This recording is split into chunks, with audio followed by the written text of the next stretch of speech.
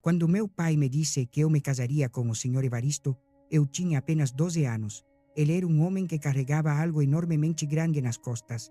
Naquele momento, o mundo pareceu parar. Eu era uma menina do interior de Michoacán e mal sabia o que significava crescer. Acordava antes do amanhecer para ajudar minha avó na cozinha. Brincava com bonecas feitas de pedaços de pano velho. Meu maior sonho era ter sapatos novos para ir à missa, mas de um dia para o outro tudo desmoronou. Naquela noite, quando ouvi meu pai conversando com minha mãe, meu coração virou pedra. Não entendia completamente o que estava acontecendo, mas sabia que algo terrível se aproximava. Ainda não sabia o que era aquela coisa gigantesca que ele carregava nas costas. Mas quando descobri, já não tinha volta. Por favor, se esta história toca seu coração, deixe um like e nos comentários me diga onde está ouvindo. Seu apoio significa o mundo para nós. Meu nome é Helena Rodrigues. Hoje tenho 82 anos, mas esta história começou quando eu era apenas uma criança. Uma criança que teve que se tornar mulher sem nem mesmo entender o que isso significava. E aquela coisa gigantesca que ele carregava nas costas.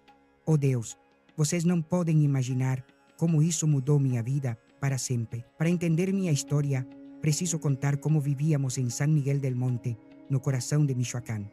Era a década de 1960 e a vida no campo era dura como pedra de rio. Acordava quando o sol nascia pela primeira vez, quando ainda havia névoa branca como algodão sobre as montanhas. Minha avó, Dona Refúgio, já estava acordada rezando o terço, pedindo à Virgem para que as colheitas deste ano não se perdessem. Nossa casa era uma casinha feita de adobe, com chão de terra batida que minha avó varria 3 vezes ao dia. A avó dizia que casa suja é casa sem bênção. Morávamos minha avó, meus pais, 3 irmãozinhos pequenos e eu. O teto era de telha vermelha que fazia barulho como tambor quando chovia forte. Meu pai plantava pimenta e milho quando a chuva vinha na época certa. Quando chegava a seca, eu ouvia caminhar entre os sulcos secos, tirando o chapéu e coçando a cabeça, suspirando como se carregasse todas as preocupações do mundo. Minha mãe tecia belos chales para vender no mercado da cidade. Seus dedos voavam entre os fios como borboletas, criando desenhos que pareciam flores do céu. O calor do meio-dia era cruel. A terra rachava como pele seca e quando caminhávamos descalços, tínhamos que pular de sombra em sombra para que os pés não queimassem. As crianças da cidade competiam para ver quem conseguia ficar mais tempo parado sob o sol. Eu sempre aguentava mais, porque meus pés estavam calejados de andar sem sapatos. Nossa água vinha de um poço que meu bisavô cavou com as próprias mãos. Na época seca, a água tinha gosto de terra e ferro velho, mas era tudo o que tínhamos. Minha avó colocava folhas de hortelã para tirar o gosto amargo. Eu era uma menina que sonhava com coisas simples. Fazia bonecas com folhas de milho e pedrinhas. Meu tesouro mais precioso era uma boneca de pano que minha mãe costurou com pedaços de chales. Tinha cabelo de lã preta e um sorriso bordado com linha vermelha. A chamei de Esperança, como minha avó. Passava horas subindo na grande árvore de tejocote que crescia em nosso quintal, comendo as frutas doces até a barriga doer. De lá em cima podia ver toda a cidade, as casinhas brancas espalhadas entre as colinas e a torre da igreja onde as andorinhas faziam ninhos. Meus sonhos eram pequenos, mas belos. Queria ter um vestido bordado de algodão como a professora da cidade. Queria aprender a escrever meu nome completo sem que as letras dançassem no papel. Meu maior sonho era conhecer Morelia, a capital, que para mim era como imaginar o paraíso. As manhãs começavam cedo. Minha avó me acordava quando ainda havia estrelas no céu. Levanta, menina, Deus já começou a trabalhar. Tinha que ajudar a moer o nixtamal para as tortilhas, varrer o quintal onde as galinhas ciscavam e coletar os ovos mornos que se escondiam entre os cactos. Meu pai era um homem de poucas palavras, com mãos grandes e calejadas. Levantava antes de todos e só voltava depois que o sol se escondia atrás das colinas. Comia em silêncio, perdido em pensamentos, olhando para algum lugar que só ele conhecia. Às vezes, quando achava que ninguém estava vendo, sentava nos degraus da casa e ficava olhando as estrelas como se procurasse respostas que nunca chegavam. Aos domingos, íamos à cidade para a missa. Eu vestia meu único vestido bom, lavado e passado, e minha mãe trançava meu cabelo com fitas que guardava como tesouro. Gostava de ver as outras meninas. Algumas até iam à escola. Eu as invejava com todo o coração. Queria aprender a ler livros de verdade, não apenas as letras dos letreiros do mercado. Depois da missa, ficávamos na praça e eu comprava doces de coco com os centavos que minha avó às vezes me dava. Era o momento mais feliz da semana. Mas mesmo nesses momentos de alegria, havia uma sombra estranha no ambiente. Via meus pais conversando baixinho com outros homens da cidade, com rostos preocupados, vozes que chegavam aos meus ouvidos como sussurros do vento. Ouvia palavras que não entendia bem. Empréstimo, juros, não há dinheiro, não há saída. Meu pai suspirava muito nesses dias. Minha mãe ficava mais quieta que o normal e tinha os olhos vermelhos, como se tivesse chorado. Às vezes vinham homens estranhos à nossa casa, homens com chapéus caros e sapatos brilhantes que não pertenciam ao nosso mundo de terra e poeira. Falavam com meu pai na porta e eu os observava da janela da cozinha. Meu pai acenava como alguém que aceita algo que não quer aceitar. Eu não sabia nada sobre dívidas ou dinheiro, problemas de adultos. Era apenas uma menina de 12 anos que queria brincar com bonecas, subir na árvore de tejocote e sonhar com vestidos bordados. Achava que seria criança para sempre, que a vida nunca mudaria. Minha melhor amiga era Consuelo, filha dos vizinhos. À tarde inventávamos histórias debaixo da grande árvore de mesquite e fazíamos planos para quando fôssemos adultas. Quando eu crescer, vou ter uma casa com piso de mosaico, eu dizia. E eu vou aprender a bordar como as freiras do convento. Ela respondia. Mas tudo mudou numa tarde de outubro, quando as folhas do tejocote começavam a amarelar. Estava no quintal, brincando com Esperança, minha boneca, fazendo um vestido novo com pedacinhos de tecido que encontrei, quando ouvi vozes na sala da nossa casa. Meu pai estava falando com minha mãe, mas sua voz era diferente, mais pesada, como se doesse quando as palavras saíam. Caminhei na ponta dos pés para não fazer barulho no chão de terra e me aproximei da porta silenciosamente. E ali ouvi as palavras que mudaram minha vida para sempre. Refúgio, já não há outro jeito, disse meu pai com voz trêmula. Ele veio de novo. Se não pagarmos até o final do mês, vai levar a casa, vai levar tudo. Minha mãe suspirou profundamente como se a alma fosse sair. E então, o que vamos fazer, Anselmo? Onde vamos conseguir tanto dinheiro? O senhor Evaristo disse que perdoa todas as dívidas, continuou meu pai. Mas tem uma condição. Meu coração começou a bater tão forte que achei que eles iriam ouvir. Não sei porquê, mas sabia que essa condição tinha a ver comigo. Que condição? Perguntou minha mãe, e sua voz tremeu como folha ao vento. Ele quer se casar com Helena. O mundo parou. Juro pela Virgem que parou. Foi como se um raio frio atravessasse meu peito e ficasse ali, queimando por dentro. Anselmo, você enlouqueceu? Minha mãe levantou a voz, mas era um grito abafado, desesperado. A menina tem apenas 12 anos. Eu sei, mulher. Você acha que não sei? Respondeu meu pai, e pela primeira vez na vida o ouvi chorar. Mas se não fizermos isso, vamos parar na rua. As crianças vão passar fome. Queria correr, queria gritar, queria me esconder, mas meus pés estavam pregados no chão como raízes. Era como se tivesse virado uma estátua de sal, como nas histórias que minha avó contava. O senhor Evaristo é um homem trabalhador, murmurou minha mãe, mas a voz não soava convencida.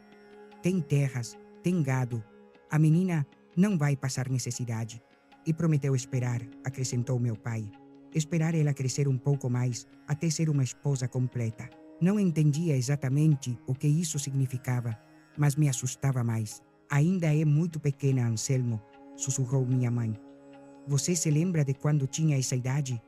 Lembra como é ser criança? Meu pai ficou em silêncio por um longo tempo. Depois suspirou daquele jeito cansado de quando não tinha mais forças para lutar. Quando? Perguntou minha mãe com voz de derrota. Domingo que vem. Ele quer fazer direito no cartório. Domingo que vem. Apenas 5 dias. 5 dias para minha infância acabar para sempre. Saí correndo dali como alma perseguida pelo diabo. Corri até a árvore de tejocote e subi até o galho mais alto, onde ninguém podia me ver.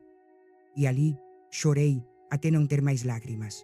Chorei até a garganta doer, até os olhos arderem, até achar que ia morrer de tanto chorar Conseguem imaginar uma menina de 12 anos descobrindo que seria forçada a se casar com um homem velho que mal conhecia? Lembrei do Sr. Evaristo. Tinha visto ele no mercado da cidade, na igreja aos domingos. Era um homem grande, com ombros curvados, como se carregasse sempre um saco invisível. Tinha cabelo grisalho e mãos enormes cheias de calos, e sempre olhava para baixo com olhos tristes. Quando falava, sua voz saía rouca como o latido de cachorro velho. Parecia ter a idade do meu pai, talvez mais velho, e sempre carregava aquela coisa gigantesca nas costas, como uma corcova que fazia seus passos lentos, como se cada passo doesse. E agora, esse homem seria meu marido. A palavra marido soava estranha e terrível na minha cabeça de menina. Não sabia bem o que os maridos faziam, mas sabia que para mim não seria nada bom. Fiquei na árvore até escurecer. Ouvi minha mãe me chamar de casa, mas não respondi. Não queria descer. Não queria ver o rosto de ninguém. Não queria que o que eu havia ouvido se tornasse realidade. Quando finalmente voltei para casa, todos estavam jantando em silêncio. Meus irmãozinhos comiam feijão com tortilha, sem entender nada da tragédia que estava caindo sobre nossa família.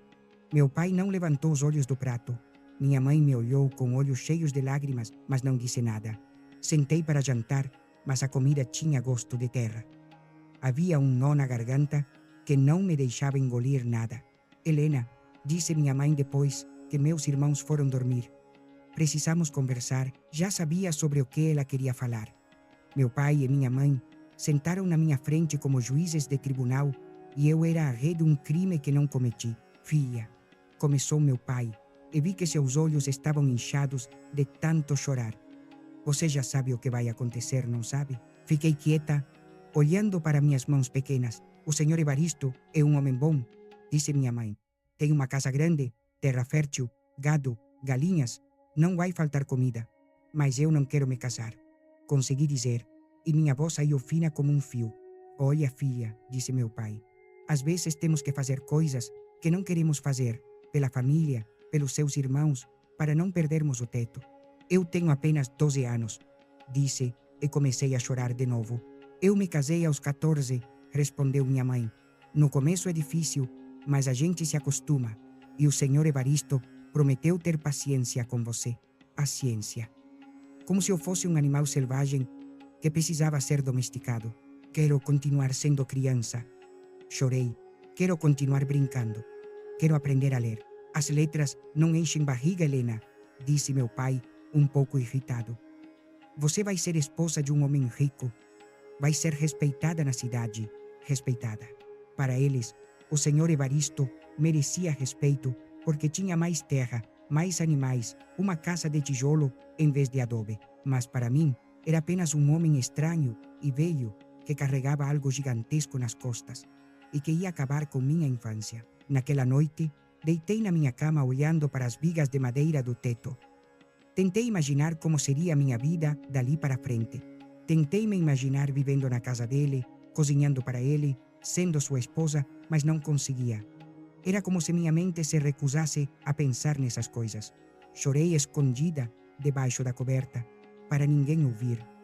Chorei até o cansaço me vencer, até adormecer ainda chorando. Quando acordei no dia seguinte, por um momento pensei que tinha sido um pesadelo terrível, mas não foi. Era a realidade. Em 4 dias, eu me casaria com o homem que carregava algo gigantesco nas costas, e ainda não sabia o que era, mas pressentia que mudaria minha vida para sempre. Na manhã de sábado, um dia antes do casamento, eu estava dando comida às galinhas quando ouvi o barulho de cascos na terra. Meu coração disparou. Sem nem levantar a cabeça, já sabia quem era. Era o Sr. Evaristo, montado num cavalo preto que fungava e mexia as orelhas. A luz da manhã batia nas suas costas e eu podia ver claramente aquela coisa gigantesca que ele carregava. Era uma grande corcova que crescia entre seus ombros, coberta pela camisa de algodão, como uma pequena montanha. Estava vendo, pela primeira vez de perto, o homem que seria meu marido. Ele desceu do cavalo devagar, como se cada movimento fosse difícil. Era maior do que eu lembrava, com ombros largos e braços compridos que pendiam como galhos de árvore velha. Seu rosto estava marcado pelo sol e pelo trabalho, com rugas profundas ao redor dos olhos, mas o que mais impressionava era seu olhar. Olhos cansados e tristes, como de alguém que viu muita dor na vida. Bom dia, menina, disse, e sua voz saiu rouca e áspera. Tirou o chapéu, mostrando o cabelo grisalho e ralo. Bom dia, senhor Evaristo, respondi baixinho, sem conseguir olhar direito nos seus olhos. Meus pais saíram de casa, os dois nervosos. Minha mãe limpou as mãos no avental e meu pai ficou parado na porta como quem não sabia o que fazer. Entre, senhor Evaristo, disse minha mãe. Quer um café? Amarrou o cavalo na cerca e entrou em nossa casa. Sentou numa cadeira que parecia pequena para seu tamanho, na cozinha. Minha mãe serviu café na nossa única xícara boa, a que não tinha rachaduras, tomou o café fazendo barulho, e cada vez que se inclinava para frente, a corcova nas suas costas se movia. Eu estava parada no canto, tentando não olhar, mas não conseguindo deixar de olhar. A menina parece com medo, disse de repente para meus pais. É natural, vai passar. Natural. Como se fosse normal uma menina de 12 anos se casar com um homem da idade do avô. É timidez, disse minha mãe. Mas é uma menina trabalhadora. Sabe fazer todos os serviços de casa. Ele me olhou com aqueles olhos cansados e um arrepio desceu pela minha espinha. Sabe fazer tortilha? Me perguntou diretamente. Sei, respondi com voz de rato. E feijão? Sei. Cuidar de galinhas? Sei. Acenou, como quem compra uma galinha no mercado. Domingo de manhã cedo, vamos ao cartório, disse aos meus pais. Depois, levo ela para minha casa. Para sua casa? Já falava como se eu fosse propriedade dele. A casa é muito longe? Perguntou minha mãe. 1 hora a cavalo. É uma casa boa, de tijolo e com quintal grande. Não vai faltar nada. Materialmente não faltaria nada. Mas e o amor? E a infância? E os sonhos? Disso ninguém falava. A menina pode ver a casa antes? Perguntou meu pai. Claro. Aliás, foi por isso que vim. É bom ver onde vai morar. Meu estômago se revirou. Ir até a casa dele, sozinha com ele, não quero ir, disse. E as palavras saíram mais altas do que eu pensava. Todos me olharam. Meus pais com cara de repreensão. O senhor Evaristo com expressão que não consegui ler. Helena, disse minha mãe entre os dentes. Não seja mal educada. É bom se acostumar, disse o senhor Evaristo. Mas não parecia bravo, parecia triste. Não tinha escolha. Nunca tive escolha. Então vamos, disse levantando da cadeira. Olhei para meus pais com olhos suplicantes, mas meu pai apenas balançou a cabeça, significando obedeça e não crie problemas. Saí de casa como ovelha indo para o matadouro. Quando o senhor Evaristo colocou suas mãos enormes na minha cintura para me colocar no cavalo, senti sua corcova se mover. Era uma sensação estranha, como se não fosse apenas uma deformidade comum. Como se algo se mexesse lá dentro. Montei atrás dele, segurando na sela para não cair. O cavalo começou a andar e senti o balanço do corpo dele com o movimento. Cheirava a suor, a terra e outro cheiro que não conseguia identificar. Durante o caminho, não falamos nada. Só o barulho dos cascos na estrada de pedras e de vez em quando um suspiro profundo, como se carregasse todo o peso do mundo. Eu olhava a paisagem, os agaves, as cercas de pedra, as casinhas espalhadas pelos campos, e pensava, daqui a 2 dias estarei morando aqui, longe da família, longe de tudo que conheço. Quando chegamos às suas terras, a primeira coisa que senti foi o silêncio. Um silêncio pesado que dava medo. A casa era grande e de tijolo vermelho, com janelas gradeadas e um corredor largo na frente. Tinha um quintal enorme com árvores frutíferas, um poço de pedra e currais para os animais. É bonita, disse, descendo do cavalo. Construí com minhas próprias mãos há muitos anos. Havia algo estranho na sua voz quando falava da casa, uma nostalgia misturada com dor. Me ajudou a descer e me levou para dentro para conhecer. A casa era escura e cheirava a mofo. Os móveis eram de madeira pesada e velha. Nas paredes havia fotos de pessoas sérias que com certeza já estavam mortas. Era minha família, disse, apontando para uma foto grande. Todos morreram há muito tempo. Na foto havia um homem jovem, ereto, sorrindo ao lado de uma mulher bonita e 2 crianças pequenas, sem corcova. Esse é você? Perguntei surpresa. Era, respondeu com voz amarga. Antes do que me aconteceu. Não explicou o que havia acontecido. mas continuou o tour. Me mostrou a cozinha, os quartos, o banheiro no quintal. Tudo estava limpo, mas triste, como se a alegria tivesse morrido ali dentro. Você vai dormir neste quarto, disse, me mostrando um quarto pequeno com uma cama de solteiro e um guarda-roupa velho. Por enquanto. Eu já sabia o que isso significava. Parada naquele que seria meu quarto, olhando as paredes descascadas e sentindo o cheiro de mofo, entendi uma coisa que gelou meu sangue. O senhor Evaristo não era apenas velho e deformado. Carregava algo muito mais pesado que a corcova nas costas. Carregava uma tristeza gigantesca que se sentia no ar como uma nuvem negra que o seguia aonde quer que fosse. Naquele dia, quando ele me olhou, com aqueles olhos cansados e tristes, senti que não me via como futura esposa, mas como a única esperança de não morrer sozinho. No caminho de volta, disse subindo no cavalo, em uma coisa que gostaria que soubesse, menina. O que é? Se nunca me casei antes, foi porque ninguém quis carregar meus problemas comigo. Você é minha última chance de não morrer sozinho. Suas palavras caíram no meu estômago como pedras. Não me escolheu por amor, me escolheu porque não tinha outra opção. No caminho de volta, montada atrás dele, uma pergunta martelava na minha cabeça. O que havia acontecido com o senhor Evaristo para ter aquela corcova e por que eu sentia que havia algo mais ali dentro, algo que se movia. Ainda não sabia que o que ele carregava nas costas não era uma corcova comum qualquer. Era algo muito mais estranho, que mudaria minha vida de maneiras que nem podia imaginar. O domingo chegou como uma tempestade inevitável. Não consegui dormir bem a noite toda, me remexendo na cama e sentindo o coração bater como tambor no peito. Toda vez que fechava os olhos, via o rosto triste do senhor Evaristo e aquela corcova gigantesca se movendo nas suas costas. Minha mãe me acordou quando ainda estava escuro. Levanta, menina, hoje é o dia, disse baixinho, e dava para perceber que ela também tinha chorado a noite toda. Levantei como se estivesse em um pesadelo. Meu corpo se movia, mas eu não estava realmente ali. Era como se estivesse flutuando acima de tudo, observando uma menina se preparar para o casamento. Minha avó tinha feito um vestido novo para o dia. Não era branco como das noivas que às vezes via nos filmes da cidade.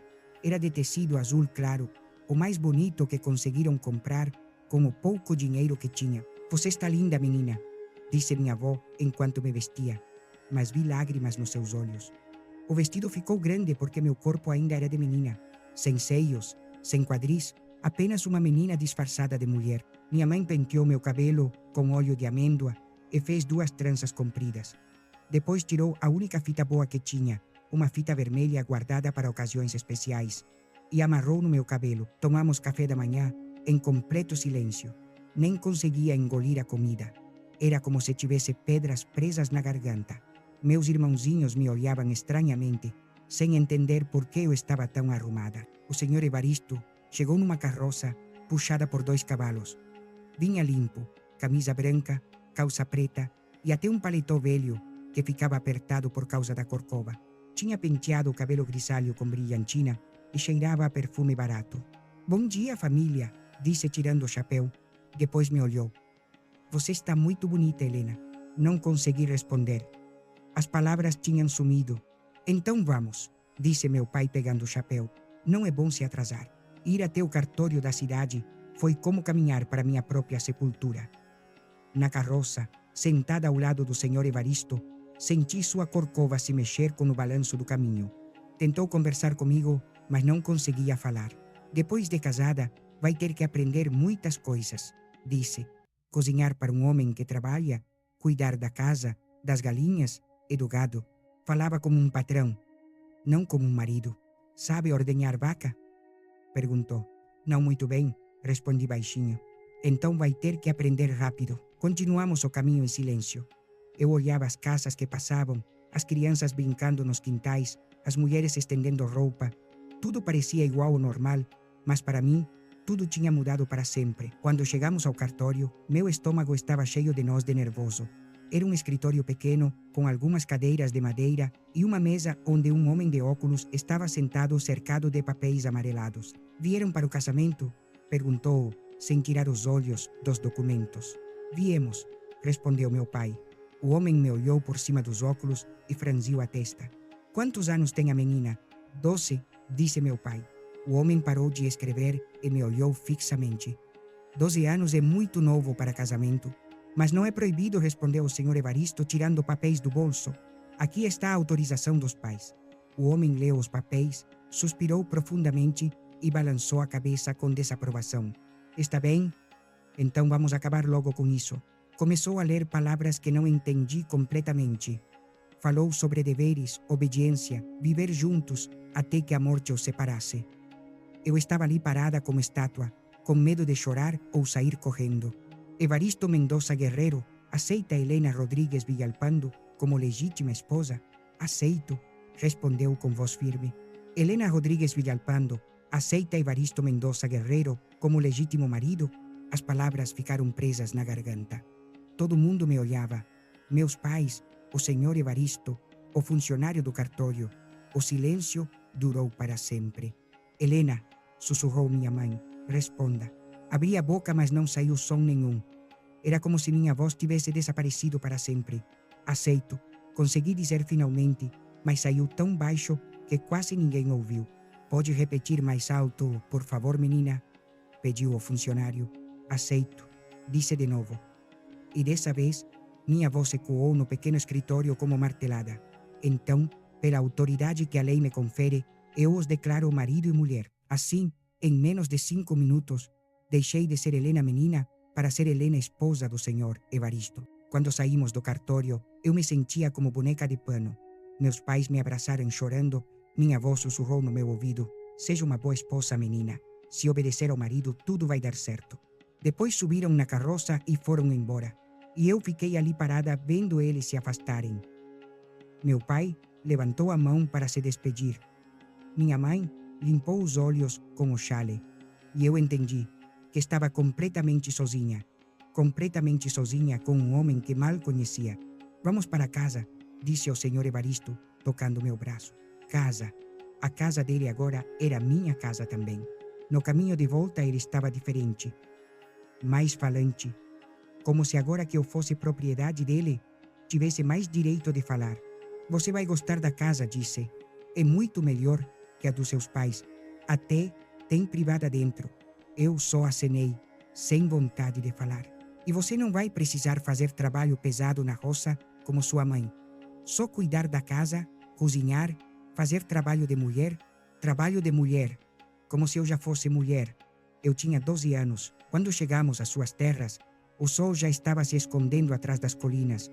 Com a luz do entardecer, a casa parecia ainda mais sinistra. Me ajudou a descer da carroça e disse: agora você é dona desta casa. Dona. Mas eu me sentia mais como prisioneira. Entramos na casa escura e ele acendeu as lamparinas de querosene. A luz amarela fazia as sombras das paredes dançarem como fantasmas. Deve estar com fome, disse. Tem comida na cozinha? Fui à cozinha e esquentei o feijão que estava numa panela. Jantamos em silêncio. Só o barulho das colheres batendo nos pratos de barro. Depois do jantar, ele disse: vou mostrar seu quarto. Meu coração disparou. Era menina, mas sabia o que isso significava. Me levou ao quartinho que já tinha visto no dia anterior. Por enquanto você dorme aqui, disse.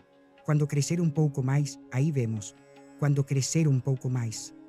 Sabia que não demoraria muito.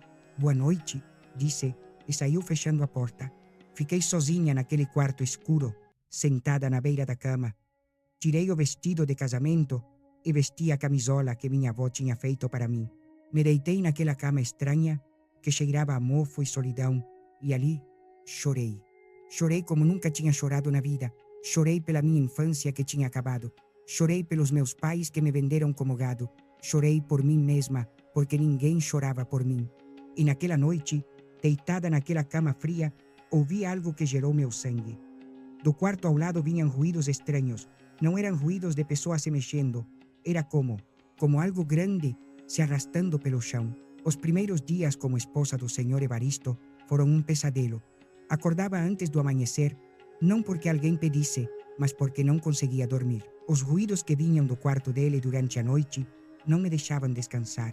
Eram ruídos estranhos, como algo pesado se movendo de um lado para outro, algo se arrastando pelo chão de madeira. Às vezes ouvia gemidos abafados de dor ou cansaço. Minha rotina começava pesada desde a madrugada. O senhor Evaristo batia na porta do meu quarto às 5 da manhã dizendo: "Levanta, menina. O trabalho não espera ninguém." Menina. Já nem me chamava pelo nome. Levantava como sonâmbula e ia à cozinha fazer o café forte e amargo que ele gostava. Depois tinha que esquentar as tortilhas e o feijão da noite anterior. Comia devagar, mastigando sem vontade, sempre olhando para algum lugar que eu não podia ver. Com o olhar perdido, às vezes olhava para a cadeira vazia do outro lado da mesa e suspirava fundo, como se a alma fosse sair. Depois do café da manhã, saía para a roça e eu ficava sozinha naquela casa grande e silenciosa. Tinha que lavar roupa no tanque do quintal, varrer todos os cômodos, dar comida às galinhas e às 2 vacas que ele criava e preparar a comida para quando ele voltasse. Durante todo o dia, trabalhava pensando nos ruídos da noite anterior. O que se movia no quarto dele? Por que parecia algo se arrastando? Quando voltava da roça no fim da tarde, chegava cansado e calado. Sentava na cadeira de madeira do corredor, olhando as colinas. Ficava ali como se esperasse algo que nunca ia chegar. Às vezes tentava conversar. "Como foi o dia?" perguntava. "Foi", respondia sem nem me olhar. "O milharal está crescendo bem?" "Está." Sempre respostas curtas, como se conversar comigo fosse esforço grande demais. À noite, depois do jantar, ia cedo para o quarto. "Boa noite", dizia, mas era mais uma ordem para eu ir dormir também. E então os ruídos começavam. No começo achei que fossem ratos grandes ou algum animal que tinha entrado na casa. Mas com o passar das noites, percebi que os ruídos vinham diretamente de onde o senhor Evaristo dormia. Era o som de algo pesado se movendo devagar pelo quarto. Som de algo se arrastando, como algo que fosse pesado demais para caminhar normalmente. 2 semanas depois do casamento, numa noite, não aguentei mais a curiosidade. Levantei da cama devagar e fui até a porta do quarto dele. A porta estava entreaberta. O que vi me tirou o fôlego. O senhor Evaristo estava de pé na frente de um espelho grande, sem camisa. Mas o que ele tinha nas costas não era uma corcova comum.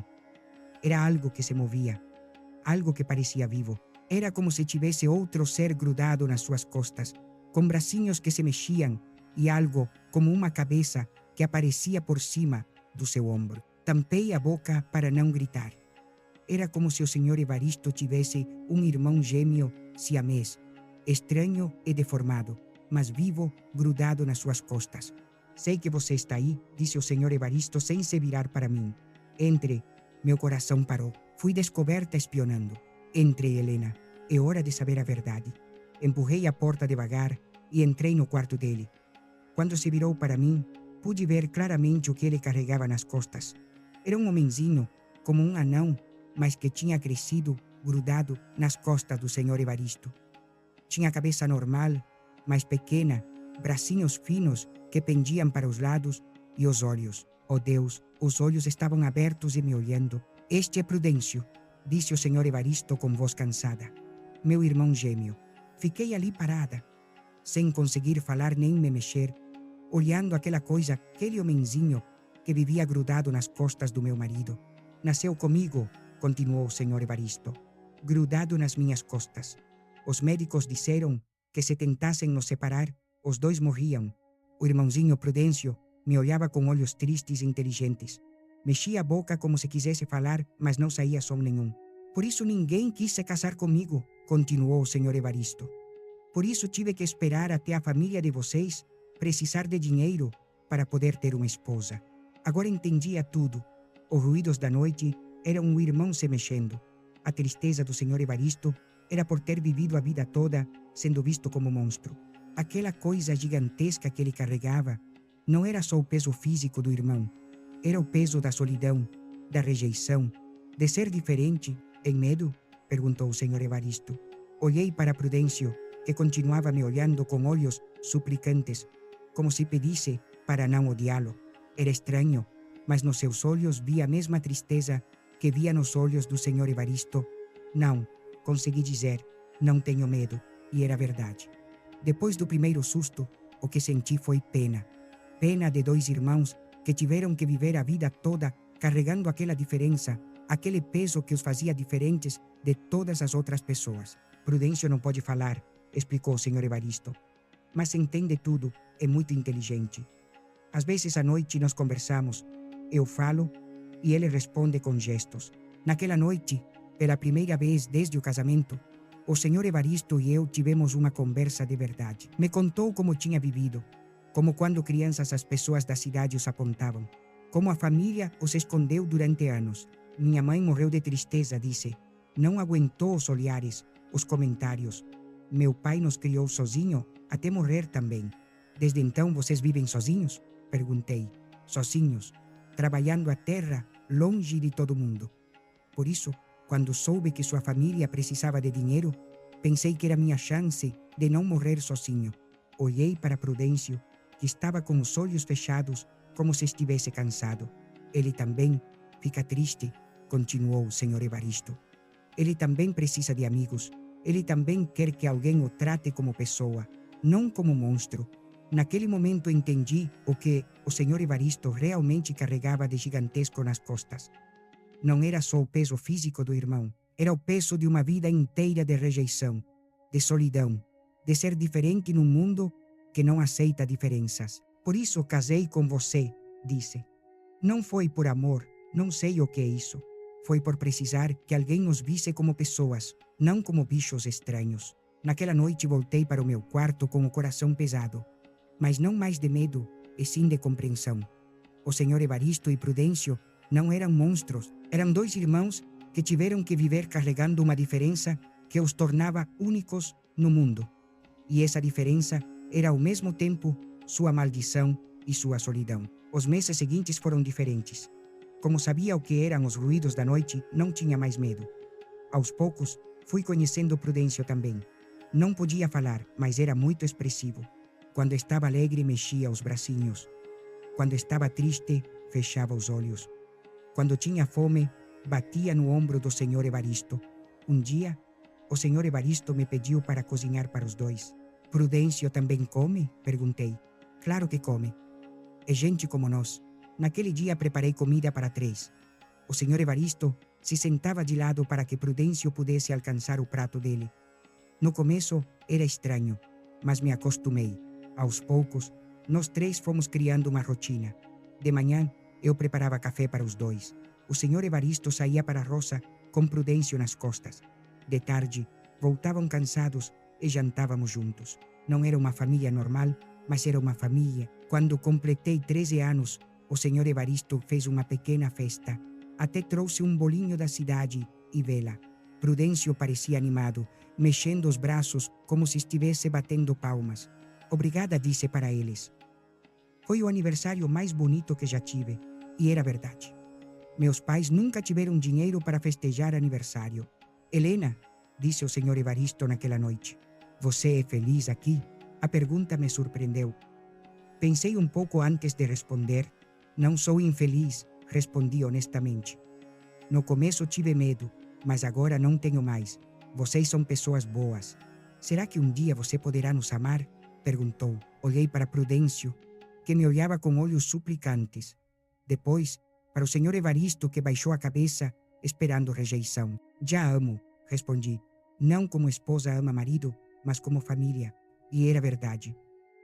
Naqueles meses aprendi a amar aqueles 2 homens estranhos que me acolheram no mundo solitário deles. Assim, vivemos durante anos.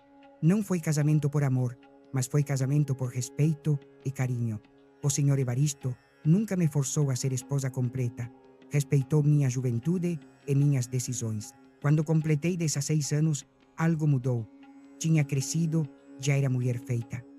Uma noite, o Sr. Evaristo bateu na minha porta. Helena disse, agora você é adulta. Se quiser ir embora, pode. Vou te dar dinheiro para você começar vida nova. A proposta me surpreendeu. Por que quer me mandar embora? Porque você merece mais que isso. Merece um homem jovem que te ame de verdade, ter filhos, ser feliz. Olhei para Prudêncio, que parecia triste com a ideia de eu ir embora. E vocês? O que vão fazer se eu for? Vamos continuar como antes. Sozinhos. Pensei na proposta dele durante dias. Era verdade, podia ir embora, fazer minha vida, encontrar amor verdadeiro, mas também era verdade que aqueles 2 irmãos precisavam de mim. e eu precisava deles. Não vou embora, disse para eles numa noite durante o jantar. Vocês são minha família. O senhor Evaristo sorriu pela primeira vez desde que eu o conhecia. Prudêncio mexeu os bracinhos de alegria. Os anos continuaram passando. Eu cuidava da casa, eles trabalhavam a terra. Aos domingos, íamos juntos à cidade. No começo as pessoas olhavam estranho, mas com o tempo se acostumaram a nos ver. Quando completei 20 anos, conheci Roberto, um professor jovem, bonito e inteligente, que veio à cidade. Ele se interessou por mim. Helena, disse depois de uma missa, que tal darmos uma caminhada? Meu coração acelerou. Era a primeira vez que um homem jovem me convidava para alguma coisa. Preciso perguntar ao meu marido, respondi. Naquela noite contei para o senhor Evaristo sobre Roberto. Se quer conhecê-lo melhor, pode, disse. Mas saiba que se você se apaixonar por ele, vou deixar você ir. Sério? Sério. Prometi quando você fez 16 anos e promessa é promessa. Durante meses, Roberto e eu namoramos. Era uma pessoa carinhosa e amorosa, falava de amor e futuro, mas toda vez que pensava em ir embora com ele, pensava no senhor Evaristo e Prudêncio ficando sozinhos de novo. Uma noite, Roberto me pediu em casamento. Helena, case comigo. Podemos viver na capital. Tenho trabalho lá. Preciso pensar, disse. Naquela noite, cheguei em casa com o coração dividido. O senhor Evaristo percebeu na hora que algo tinha acontecido. O que foi? Perguntou. Roberto me pediu em casamento. O senhor Evaristo ficou quieto por um longo tempo. Prudêncio me olhava com olhos tristes, como se soubesse o que estava acontecendo. O que respondeu, disse que ia pensar. Ama ele? A pergunta caiu em mim como balde de água fria. Amava Roberto? Acho que sim, respondi honestamente. Então case com ele, seja feliz. E vocês? Nós vamos ficar bem. Já vivemos sozinhos antes, mas sabia que não ficariam bem. Tinham vivido sozinhos por necessidade, não por escolha. No dia seguinte procurei Roberto. Decidiu? Perguntou animado. Decidi. Não posso casar com você. O rosto alegre dele mudou para confusão. Por quê? Não me ama? Amo, disse. Mas amo mais minha família. O senhor Evaristo e Prudêncio precisam de mim e eu preciso deles. Roberto tentou me convencer, mas minha decisão já estava tomada. Naquela noite, quando cheguei em casa, o senhor Evaristo estava me esperando no corredor. Recusou? Perguntou. Recusei. Por quê? Era sua chance de ser feliz. Já sou feliz, disse. Aqui com vocês. Naquela noite, pela primeira vez em todos os anos que estávamos juntos, o senhor Evaristo chorou e Prudêncio também parecia estar chorando. Obrigado, disseram. Obrigado por ficar. Os anos continuaram passando. O senhor Evaristo e eu nunca fomos marido e mulher no sentido completo, mas fomos companheiros de vida. Ele me ensinou a trabalhar a terra. Eu ensinei ele a ser menos tímido com as pessoas. Prudêncio também mudou com os anos. Não podia falar, mas desenvolvemos um jeito de nos comunicar. Por gestos, olhares, movimentos das mãos. Virou meu amigo mais próximo, depois do senhor Evaristo. Quando o senhor Evaristo fez 50 anos, resolvemos fazer uma festa grande. Convidamos alguns vizinhos da cidade. Vieram primeiro por curiosidade de ver os estranhos de perto, mas ficaram porque se divertiram. Naquela noite, vendo o senhor Evaristo sorrindo, enquanto os vizinhos cantavam parabéns para ele, entendi uma coisa importante. Aquela coisa gigantesca que ele carregava já não era só um peso. Era também parte do que o fazia especial, do que o fazia único. Prudêncio aprendeu a expressar mais amor e gratidão no seu silêncio, que muita gente que fala o dia todo. O senhor Evaristo aprendeu a valorizar cada gesto de carinho como tesouro, por causa de sua diferença, e eu aprendi que família nem sempre tem a cara que esperamos. Às vezes, família é 2 irmãos gêmeos siameses e uma menina que virou mulher aprendendo que amor tem muitas formas. O senhor Evaristo viveu até os 65 anos. Os últimos meses foram difíceis, com problemas do coração, e quando ele sofria, Prudêncio sofria junto. Era como se dividissem não só o corpo, mas também a dor. No dia que ele morreu, Prudêncio morreu junto. De manhã, os encontrei no quarto dele, abraçados como viveram a vida toda. Os enterrei juntos como eles gostariam. Na lápide mandei escrever: Evaristo e Prudêncio Mendonça, irmãos na vida e na morte. Herdei a casa e as terras. Podia ter procurado outro marido, mas já não queria. Tinha tido meu amor, diferente do de outras mulheres, mas verdadeiro. Hoje tenho 82 anos. Não tive filhos próprios, mas ao longo dos anos, criei vários sobrinhos órfãos que chegaram à nossa casa.